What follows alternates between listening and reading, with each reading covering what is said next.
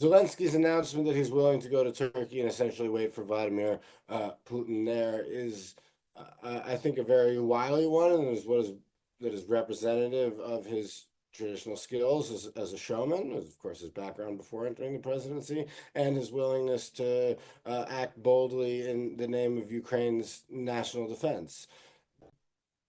I think that Zelensky is also crucially keeping in mind how the Trump administration may perceive this, and the idea of him showing up in Istanbul, having given up on his demand for ceasefire to be in effect for 30 days before that, especially when it's unlikely that Putin will agree to any kind of deal anyway, may even be a win-win for him because Putin shows up, doesn't agree to 30-day ceasefire, then that looks bad in terms of how the Trump administration frames these things, and will also drive other countries in addition to Europe to make more clear their support for Ukraine. Or Vladimir Putin doesn't show up in the first place, and then it's also clear that Putin is the party that is not willing to find a way to cease the tragic murder of so many Ukrainians, occupation of their territory, and further and wider security threats to Europe and the wider world. Zelensky's not going to go there and have some kind of Neville Chamberlain moment where he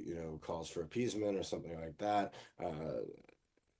That's I think simply not on the cards, and so Putin will not want to go unless he can embarrass Zelensky.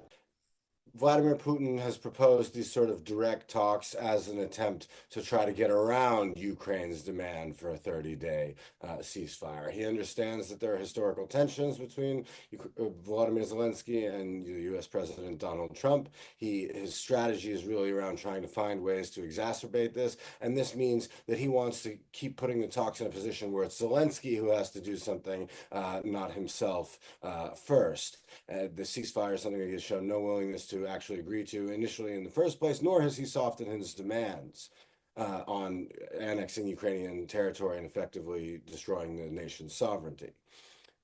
I wouldn't put it overwhelmingly likely at all. Zelensky is very much trying to put the front foot back on Vladimir Putin. I think he is trying to show to the U.S. that as heterodox as some of Trump's proposals and ideas may be, and as much as he may shoot from the hip on some of this policy making, that he's willing to be a partner who adapts to some of those U.S. demands, recognizing the importance of its support. We saw that certainly with the minerals deal and its signing just a week ago, or a few days ago. So there is an important part to Zelensky's strategy, which is really around negotiations with the Trump administration. But the Trump administration and Donald Trump himself have really so far been having negotiations about negotiations and how do they get there. I certainly hope that there's progress towards peace, but I think there is very little likelihood that even if the meeting were to go ahead, that Vladimir Putin would meaningfully alter his strategy or give up the territory that he is occupying in Ukraine.